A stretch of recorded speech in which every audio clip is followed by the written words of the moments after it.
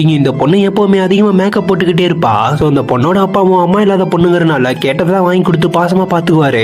அது மட்டும் இல்லாம இந்த பொண்ணு ஃப்ரெண்ட்ஸ் கூடயும் ரொம்ப சகஜமா தான் பழகுவா. இருக்க ஒரு நாள் இந்த பொண்ணு டான்ஸ் கிளாஸ் முடிச்சுட்டு வெளியே உட்காந்துருப்பா. இந்த பொண்ணோட ஃப்ரெண்டு ஃபீஸ் கட்டலன்னு சொல்லி மேம் திட்டிட்டு இருப்பாங்க. இதை கேட்ட இந்த பொண்ணுமே அடுத்த நாள் இந்த பொண்ணு கிட்ட அவ கையில இருக்க காசை கொடுத்து டான்ஸ் கிளாஸுக்கு கட்ட சொல்றா. இருக்க ஒரு நாள் இந்த பொண்ணு தூங்கி வச்சு கண்ணாடி பார்க்கும்போது மூஞ்சில சின்னதா பொண்ணு வந்த மாதிரி இருக்கவும் அவங்க அப்பாவை கூப்பிட்டு காமிக்கிறா. அந்த பொண்ணோட அப்பாவுமே அந்த பொண்ணு ஹாஸ்பிட்டலுக்கு கூட்டிட்டு போறாரு. அங்க இருக்க டாக்டருமே செக் பண்ணி பார்த்துட்டு இது ஒரு ரேர் ஸ்கின் டிசீஸ்னு சொல்லி குணப்படுத்த முடியாது, ஆனா மெடிசன் எழுதி தர ட்ரை பண்ணலாம்னு சொல்றாங்க. இந்த பொண்ணு காலேஜுக்கு போகும்போது மூஞ்சில துப்பட்டாவை கட்டிட்டு போறா. அந்த பொண்ணோட ஃப்ரெண்ட் அவளை பக்கத்துல கூப்பிட்டு அவன் மூஞ்சில கட்டி இருக்க துப்பட்டாவை எடுத்து பாக்குறா.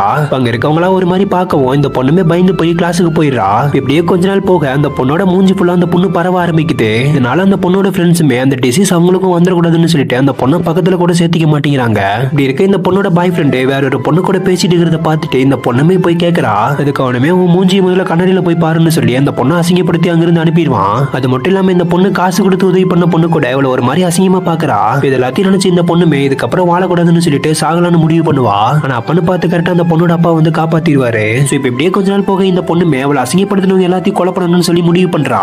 இந்த பொண்ணுமே அவங்க அப்பாவோட உதவியால அவங்க எல்லாத்தையும் ஒரு இடத்துக்கு கடத்திட்டு வந்து இந்த மூஞ்சியை பார்த்து தானே அசிங்கமா இருக்குன்னு சொன்னீங்கன்னு அவங்க எல்லாத்தையுமே கொலை பண்றா.